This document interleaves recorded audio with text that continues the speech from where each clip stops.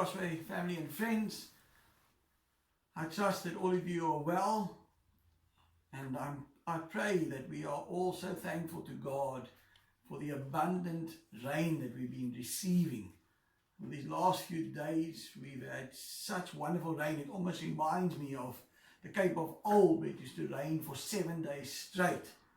Maybe it's not raining 7 days straight, but we've had such good rain. And friends, yesterday I saw a rainbow again, and I just said to the Lord, the first person that saw a rainbow was Noah, and you reminded him of your faithfulness, your promises, that you never destroy the world. And this morning I was just thinking, Lord, not only won't you destroy the world, but your promises are true in your word. And so friends, I just trust that in this time we would be careful, because as the lockdown increases, it's so easily to become just focused on yourself and on your family. I pray that we won't be doing that, because that's so easy when despair sets in. We need to be outward focused, and I pray that you would reach out to others, that you would encourage others, and that you would allow God to use you in this time, because it's so important that we are God's ambassadors. So I pray this morning, as we're going to worship now, that you would meet with God, God would meet with you, and that God would speak to you afterwards through the preaching of his word. Let's worship God now.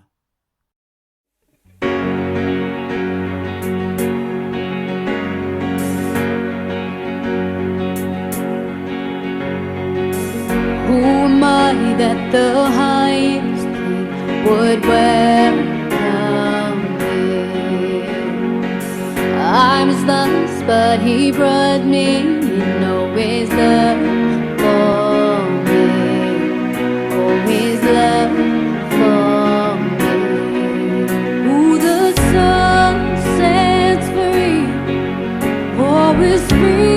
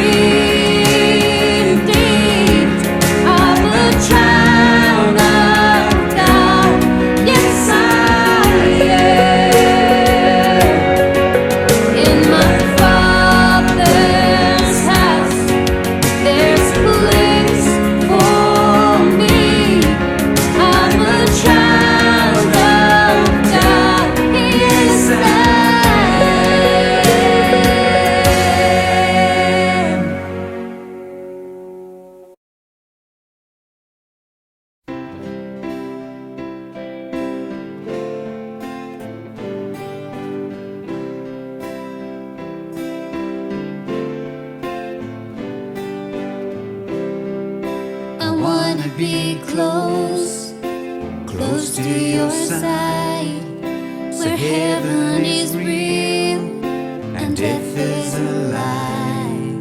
I want to hear voices of angels above, singing as one. Hallelujah, holy, holy, God Almighty, the great I am. Who is worthy? None beside thee. God Almighty, the great I am.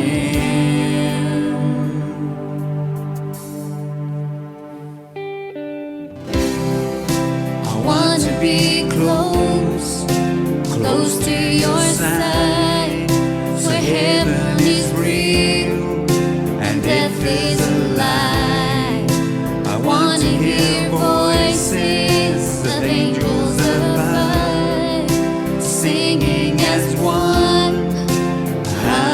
Hallelujah, holy, holy, God Almighty, the great I am. Who is worthy? None beside me.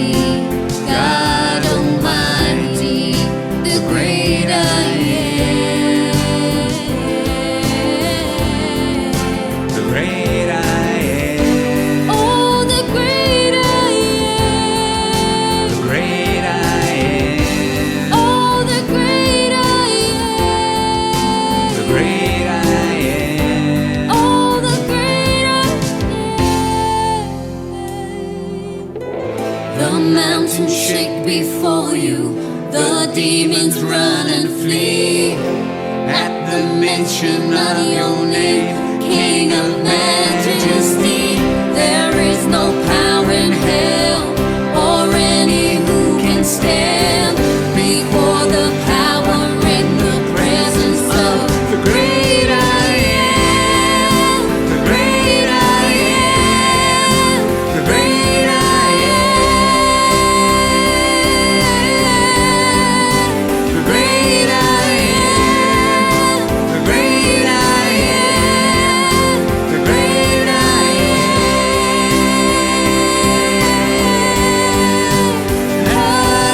Hallelujah, holy, holy, God Almighty, the great I am. Who is worthy? None beside thee. God Almighty, the great I am. The great I am. Oh, the great I am. The great I am. Oh, the great I am. The great I am. Oh, the great I am. The mountains shake before you, the demons run and flee.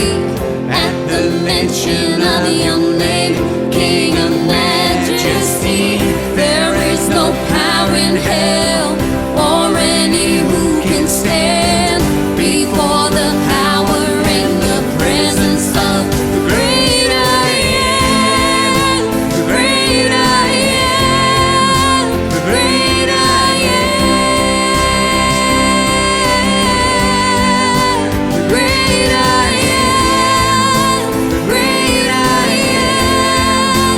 The great I am.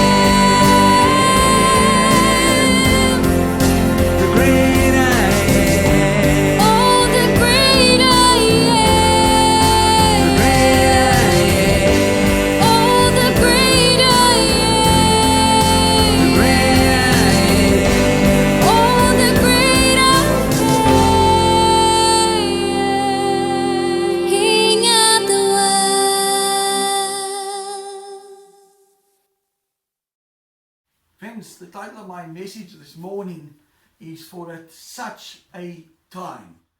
And my reading comes from the book of Esther this morning. It's chapter 4 and verse 14. For it says, For if you remain silent at this time, relief and deliverance for the Jews will arise from another place.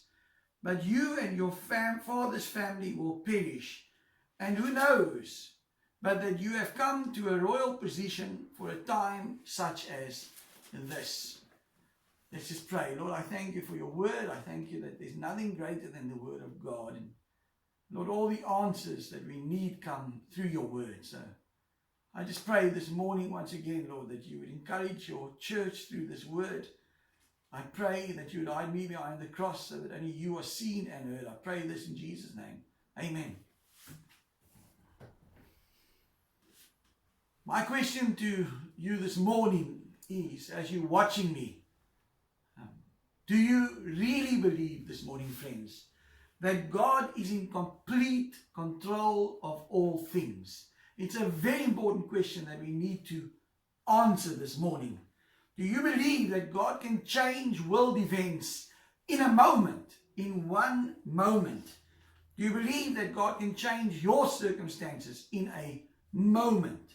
Well, the book of Esther shows us just how in control God is.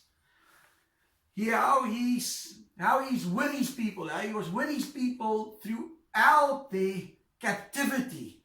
And how he showed them favor and how he saved them from mass genocide. And so this morning, I need us to realize that even what's happening at this moment, not only here in South Africa, but worldwide with COVID-19 and all the effects that it's having, not only on people's health, but worldwide, financial repercussions and so many other things that have come about through this. I want you to know this morning that God knows exactly what's happening. Nothing takes him by surprise. We need to realize that, friends. And that what's happening now is to bring about the fulfillment of the end times. And so this is all in the perfect plan of God. And that's hard words to say for me even sometimes. Because the question we ask is, why, oh God, are you allowing such a thing at a time like this?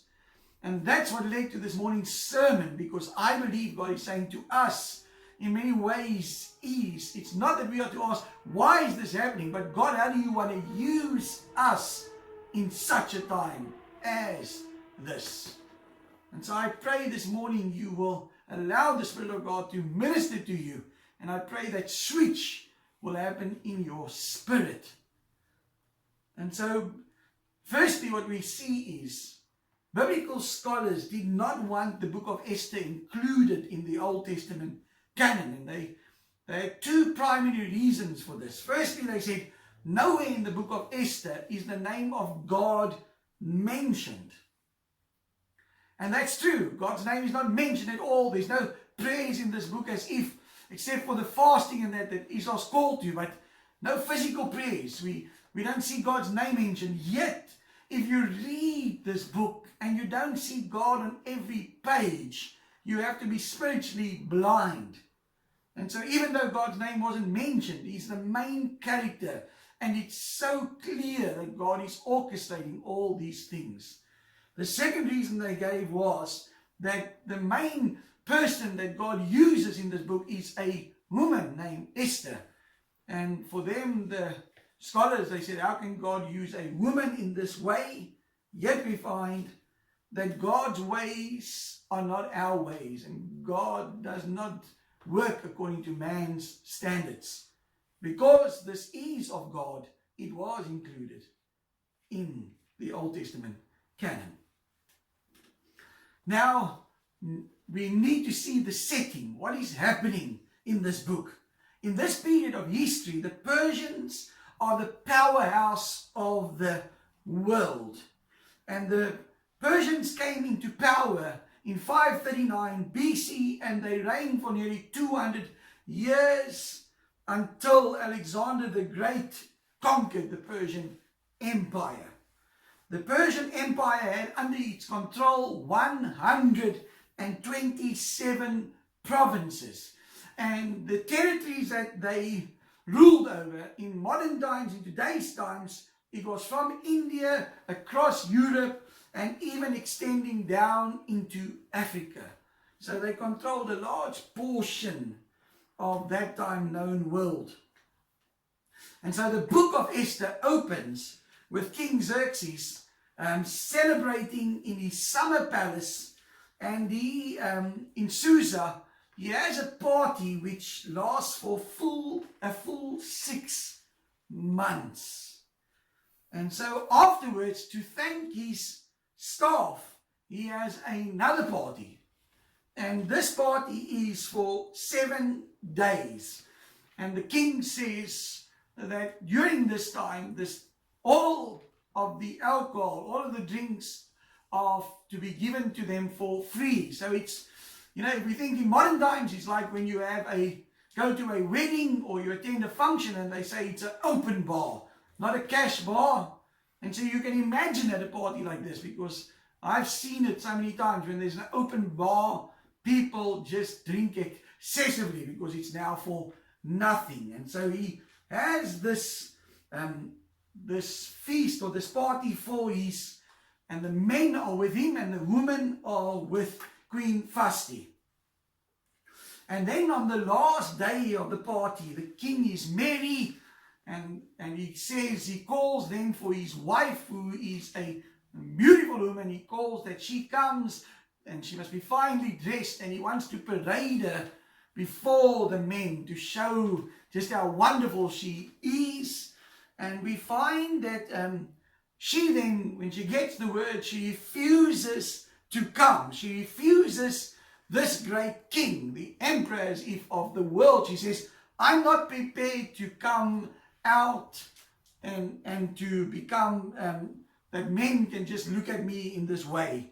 And his advisors then inform him of her actions, and this makes the king very angry. He then speaks to his advisors, and his advisors say to him, King, you need to realize that this has greater consequences, not only for you, but for us and for all men, because literally what they're saying is this can lead to a woman liberation movement, because if our women hear that your wife didn't obey you, they won't obey us. And so in this state that they are in, where the alcohol is running free, they say to the king that he is to make a law which says that no woman can say no. And so we find that the king writes this decree, and Vashti is banned from the kingdom, and the law of the Persians and the Medes was a law that could never be revoked. And so the next day, the king, obviously, him and his advisors realize what has transpired, and the advisors then come to the king, and they say to the king, let us go throughout all the provinces, and let us find the most beautiful woman throughout the kingdom. It's almost, let's have a Miss World competition. And they say, let us sort out, bring all these beautiful women back. Then these women are to undergo a year's beautification, spa treatments, many spa treatments, and oil treatments, and all the different treatments. And after 1 year, these women then, one lady at a time, would spend one night with the king. And so of these women that were chosen, Esther is one of these women. And it's amongst all these hundreds of women, Esther finds favor with the eunuch that is overseeing all these women. He gives her the best foods, the best treatments, the best room. He gives her a number of servants to watch over her. And just like Joseph, she finds favor in these circumstances. And so when it's Esther's chance to go and spend the night with the king, She can choose anything to wear. She can choose any perfume that she wants to put on. She can choose any jewelry from the vast array of the king's jewels. And at this moment, what is wonderful is Esther then asked this eunuch, she says, what do you advise? And so what would happen, friends, is as these women saw the king, if the king was not happy with you when you left his room in the morning, if he did not choose you to be his bride, you would become one of his concubines. And it was the one woman that he would choose that would become the next queen, that would become his wife. And so we find that in Esther 2 verse 17 tells us this: the king was attracted to Esther more than any of the other women, and she won his favor and approval more than any of the other virgins. So he set a royal crown on her head and made her queen instead of Vashti. And so when I think of Esther, and I think of all these beautiful women throughout the provinces, what made her such a special lady? What caused her that she stole the heart as if of this king? I believe it must have been more than just her beauty, because what I see of Esther is she was a humble. It's a humbleness, I believe, also that drew her to the king. She was beautiful inside and out, because I believe when she came before the king even, I believe this eunuch wouldn't have given her a 50-carat diamond ring or chain to wear. Or I believe she came in modesty, and I believe those are the things that drew the king to her. And so we have this obscure little Jewish orphan who is exalted to the highest position a woman could have in the world, being the queen and the wife of King Xerxes. And so for me, when I look at this story of Esther, it's almost like a fairy tale. It's to me almost like the story of Cinderella, because the king or the prince in the story of Cinderella wasn't taken out by any of the other maidens as his father looked for a wife, until Cinderella walked into the ball, and when he saw her, everything was done. He had found who he wanted. And in some ways, that's what we find here. It's when the king meets with her, all these other women are insignificant. He finds the love that he's been looking for. And so as you go through this book of Esther, you find that after meeting her, we meet then her uncle. And her uncle was called Mordecai. And he raised Esther as a daughter because she lost her parents, obviously, at a young age. And he takes care of her and he looks after her. And so we find that it's in this time that her uncle is concerned about her welfare, that he sits at the king's gate. And it's at that time that while he's sitting there, he overhears that two of the king's officials, Bigthana and Teresh, who guarded the doorway, conspired to assassinate the king. And he then tells the palace guard, they investigate the issue, they find it to be true, and the king is saved because of her uncle hearing their plans. Now what's interesting is, we're going to find, because here we see the sovereignty of God again, is that at that moment, he's not going to be rewarded. He saved the king, but he receives no gratitude as if. At that same time, we are introduced to the third character as if in the story. We've met Esther, we've met her uncle, and now we meet a man who's the exact opposite to them. We meet Haman the Agagite. And this man was a power-thirsty man. He wanted power, he wanted position, and he wanted fame. That's what he lived for. And so he works himself up to be the Grand Vizier, the second in command under the king. And when he reaches this point or this place of power, the first thing that he does is he creates a decree that everyone is to bow before him. And so as he would walk, people bowed in honor of Haman. And so in chapter 3, in verse 2, it says, all the king's officials at the king's gate knelt down and paid honor to Haman, for the king had commanded this concerning him. But Mordecai would not kneel down or pay him honor. When Haman saw that Mordecai would not kneel down or pay him honor, he was enraged. Yet having learned who Mordecai's people were, he scorned the idea of killing only Mordecai. Instead, Haman looked for a way to destroy all Mordecai's people, the Jews, throughout the whole kingdom of Xerxes. Now we find that this man wants everyone to honor him. Everyone must bow. And he finds one man not bowing, and he becomes angry. And when he inquires, who is this man Mordecai, and he hears that he's a Jew, we're going to find that he now turns around and he doesn't only want to kill this man, but he wants to wipe out his race. Why is that so? It's important that we realize that's why the Bible doesn't only introduce him as Haman, but it's Haman the Agagite. Now King Saul captured the Amalekites, and he captured the king Agag, and he was to kill him, and the king was to kill him and everyone and all the animals. And we find that King Saul doesn't do this. And then the prophet Samuel stepped in and he killed him and cut him almost to pieces. And this happened 550 years before the time of Haman. And Haman is an Amalekite, and he knew his family's history.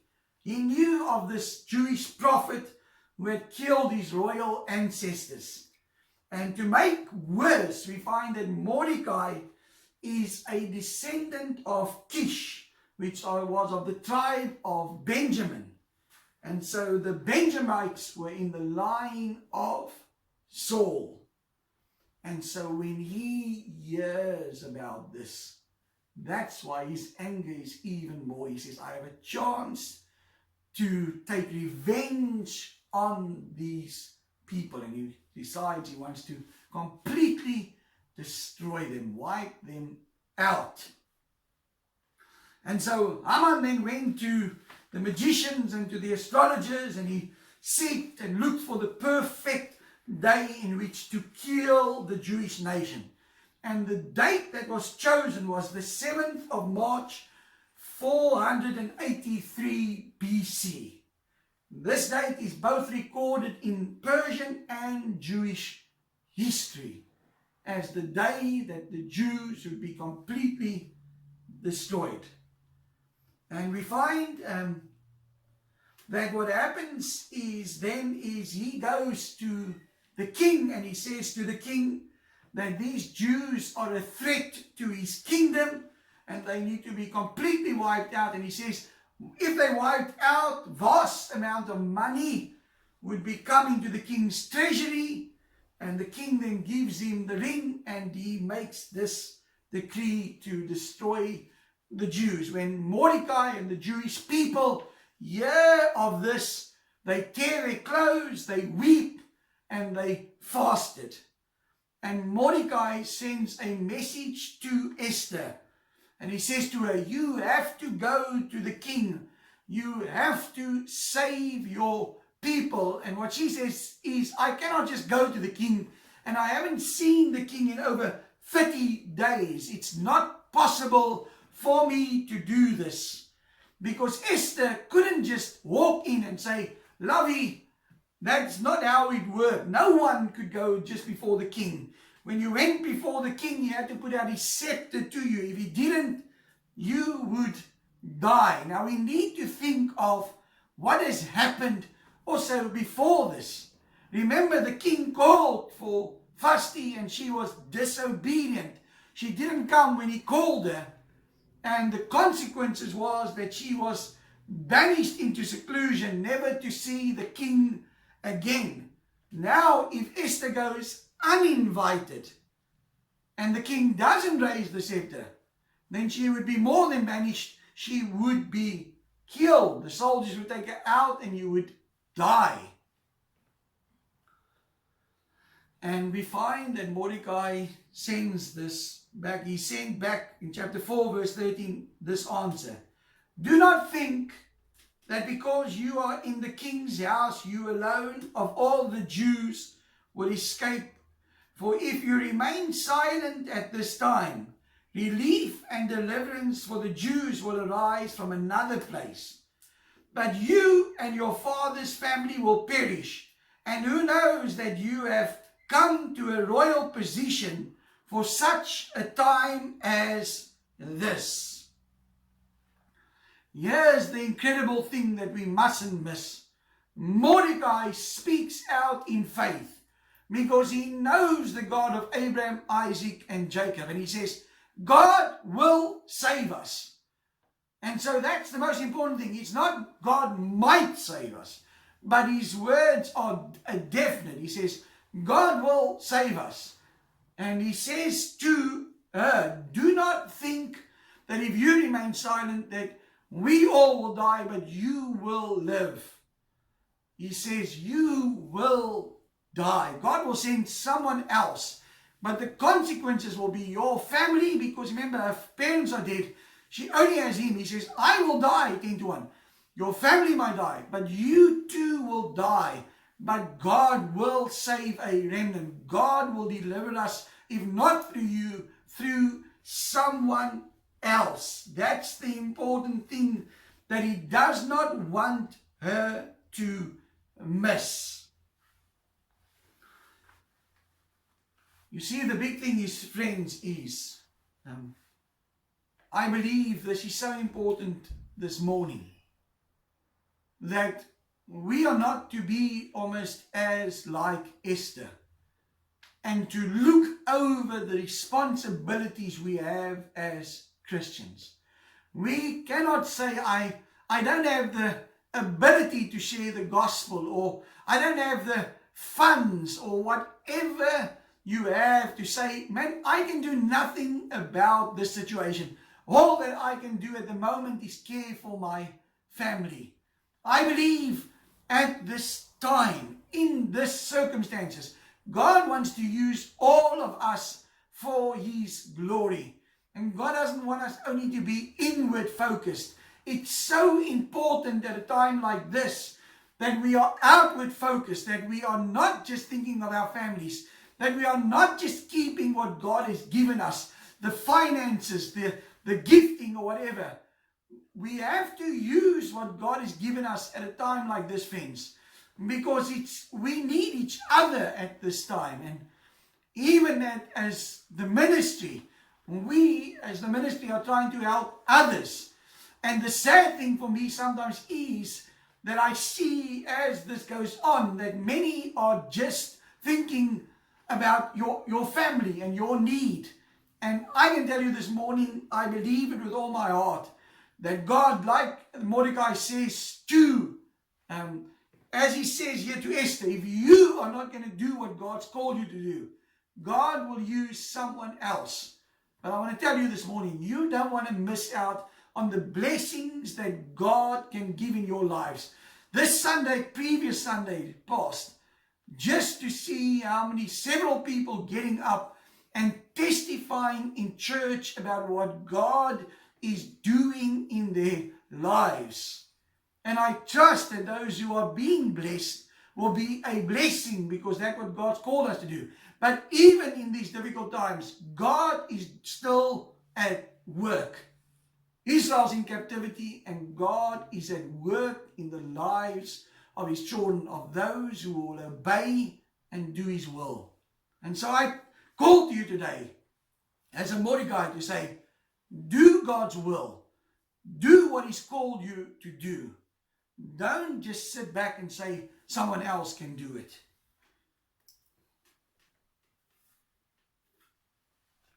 Here's a very important thing this morning.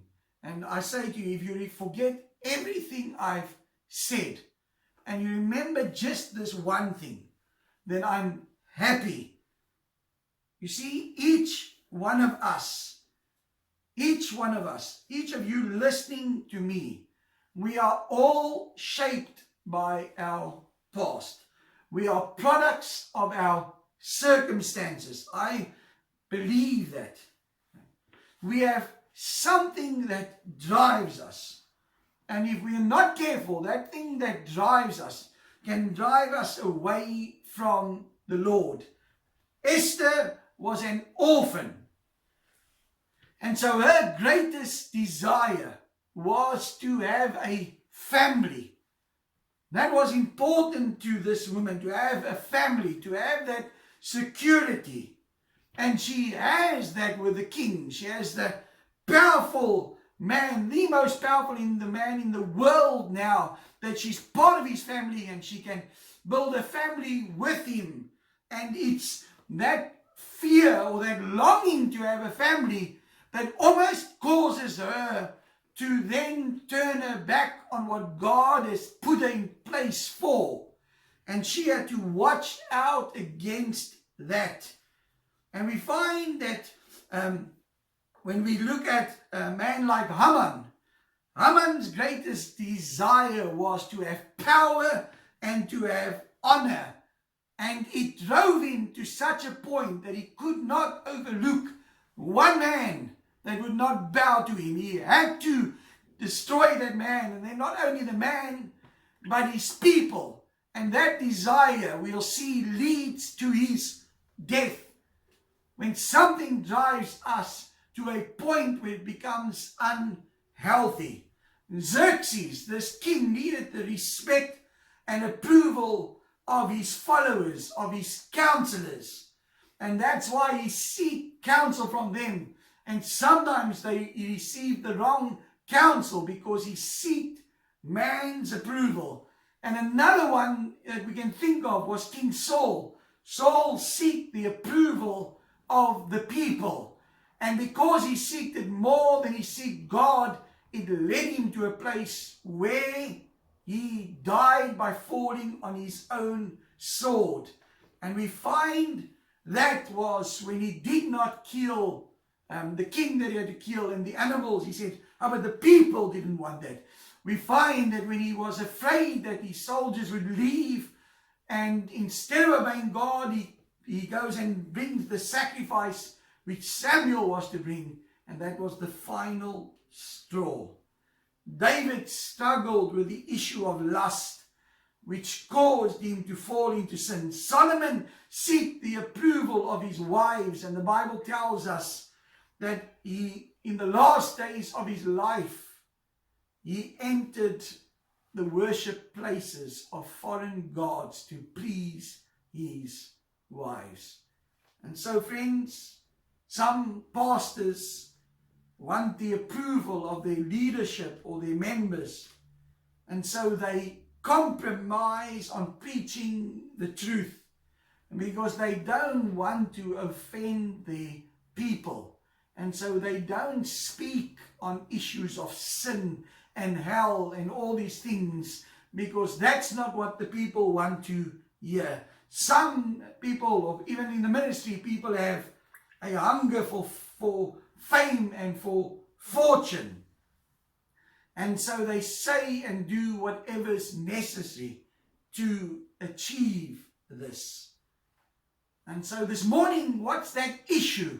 What's that thing that is driving you? I pray this morning you can be honest with yourself.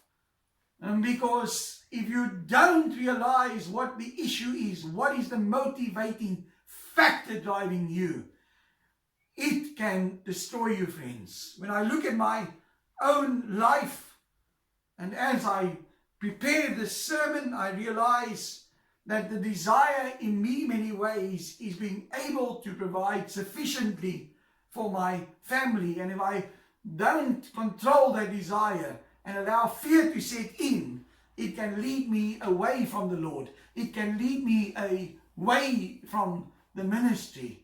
if my focus is not on God and believing in His power, that He is in complete control. And so we find that Esther, when Mordecai speaks, she comes to that place where she realizes that she cannot be driven in this way. And she says, go, gather together all the Jews who are in Susa and fast for me. Do not eat or drink for 3 days, night or day. I and my maids will fast as you do. When this is done, I will go to the king, even though it is against the law. And if I perish, I perish. Here's the wonder where Esther comes to realize, and she says, I will go and I will trust God. But what I love here is, friends, Esther doesn't say, I will fast and then I will go. She says, me and my maidens, my servants will fast. But then she says, tell the nation to fast and pray 3 days, eating and drinking nothing, calling on God to show favor, so that when I go before the king, He will respond favorably to me. And I want to tell you, friends, in these days that we're living in, it's not enough. It's not enough for me to be fasting alone. We as a church, we as the body of Christ, need to be fasting and praying. We need to be calling out to God to say, God, help us in these days. Show us favor, oh God, that take away this COVID when it's the right time. But if it's not going today or tomorrow, God, help us as the body of Christ undertake for us, not only for me, but I need to pray for you, friends, and say, God, undertake for your children in their businesses, in their families, and bring healing for them. We need to fast and pray for one another. It's the only way that God can move, friends. We find ease when God says if we draw near to Him, He'll draw near to us. God says if we will seek Him with all our hearts, if we will show our seriousness, then that's when God will undertake. I want to tell you this morning that as some of you are listening this morning, in my spirit I realize, and that's what saddens my heart is, friends, that not everyone is realizing the seriousness of the situation. That some of you are just living, and some of you are allowing depression and despair to take over. Some are just not really seeking and drawing nearer to God. And I want to pray this morning. I want to pray that don't wait until your situation is bad, that you lose, when things are bad, and then want to call out in desperation. You need to come to that place where you realize the seriousness of the situation. That God has you in this place now for a time like this. Things that are happening now are happening for a reason, and we need to seek God, seek Him together. And we find that she says, pray that I will find favor. When the king sees Esther, he not only is happy to see her, but he says, I will give you half of my kingdom. And she, in the wisdom, says to him, because she never, ever let them know who she was, from what nation. She says, King, may you and Haman come to a banquet. And so she says, the next day, come, and then I will tell you what I want. And so we find that when Haman goes home, he sees Mordecai. And I can imagine as Haman is walking, he's hopping and he's skipping, because he seeked the praises of people. And now he's been invited to a private banquet just with the queen and the king and him. And as he's going home, he sees Mordecai, and he's so upset because this man refuses to honor him. He tells that a gallows is to be built and it is to be high. He's not prepared to wait for the day that has been set aside to destroy this man and his people. He becomes impatient and he says, the next day he will do it. He sleeps well, but here's God's sovereignty. God doesn't allow the king to sleep well that night. The king tosses and the king turns. And at one stage, the king calls and he says, bring the record, the royal records. And the sovereignty of God is, again, that the pages are opened, and what is read to the king is about what happened some time ago when Mordecai found out about his servants that wanted to kill him. And we find that the king hears about this, and he realizes that this man, not only this man, but his wife's uncle was not rewarded. And I can imagine the king thinking, oh my word, I haven't seen my wife in a long time. And now I haven't even honored her uncle. And so we find that the king thinks about this. And the next day, Haman is coming to tell the king that he wants to kill this man called Mordecai. And before he can ask the king about this, the king asks him, what shall be done for the man whom the king wants to honor? And Haman believes, man, who else would the king want to honor? Because someone that seeks just his own will, everything goes about, you get people that everything is about them. And so he thinks it's about him, and he says, king, if you want to honor someone, he says, let that man sit on one of your horses. Give him one of your gowns, and then he says, one of your robes, and he says, let someone of great prestige lead this person around the city and saying, this is what happens to the person that pleases the king. And the king says to him, man, that is wonderful. And Haman is a very important man. He says, fetch Mordecai and do what you have said for him. And so you can imagine how this would have killed this man. He should have there already seen that his plans would not work, that the God of Israel was already warning him as if there. But he does that, and the one bonus is at the end of the day is that he's been invited most now the second time to meet with the king and the queen. And it's at this time that the king now says to his wife, tell me what you want, even half of my kingdom. And it's at this moment, the perfect moment, the timing of God, that she turns around and she says, all I want from you, my husband, is that you spare my life and my people's life. And you can imagine, friends, the king, who is the most powerful man in the world, who's just read about someone wanting to assassinate him at some time, how angry he becomes and says, who will threaten the queen's life? Who will stand against me to do such a foolish thing as if? And she turns to Haman. I can imagine him eating a piece of chicken and almost, choking on it. And she turns to him and she says, it's him.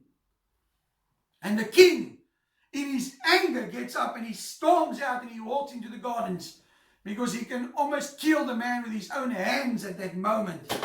And when Haman realizes this and his fear overtakes him, he comes around the table and he goes to the queen. And at that moment, again in the sovereignty of God, he falls upon her and he wants to be at her feet. And at that moment, as he falls on her, what happens? But it's at that moment that the king enters the room and he says, are you trying now even to assault my wife? And the king has him taken away, and what happens? He is killed on the gallows that he prepared for Mordecai. And friends, we see that with Daniel in the lion's den, those who wanted to have Daniel eaten by the lions were eaten by the lions.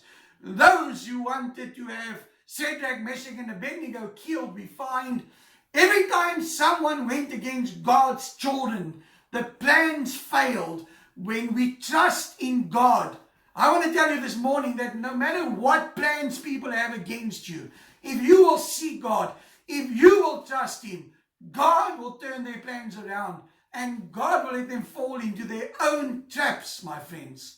But we need to trust in God. Can you see how quickly God can change a situation around? In 24 hours, if we will just trust Him, if we will seek Him in fasting and prayer. In 24 hours, Haman went from top of the world to the bottom of the world. In 24 hours, everything that he had was given to Mordecai. God not only saves his life, but God blesses him with what this man has. That's the power of the God that we serve. You see, the decree couldn't be changed. And so for the Israelites to be able to defend themselves, Mordecai calls on the king to issue another decree.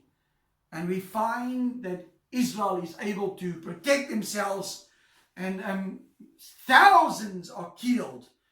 And we find that this becomes a Jewish holiday called Purim. And it's celebrated as the Feast of Lots, because Haman cast lots to choose the day on which the Jews would die. And so, friends, where was God? Everywhere in the story, in every detail. He was involved with everything that happened. And so we learn from the book of Esther about the sovereignty of God. I believe in it this morning. I want you to believe in it. I want you to know that God is in control. But we have to, friends. God moves when we move in faith. And so my challenge to you today is, I've said it from the beginning, I say it today again. We need to be wise in the times we live in. We need to wash our hands. We need to do what is right. But I have no fear of this COVID-19 because the God I serve watches over me. I want to tell you this morning that God is challenging me more and more not to trust in man, not to trust in chariots, not to trust in anything but in Him. And so I'm calling on you to friends, set aside time for fasting. Set aside time to see God. And you will see that God doesn't only want to bless you, but He wants you to be a blessing to others.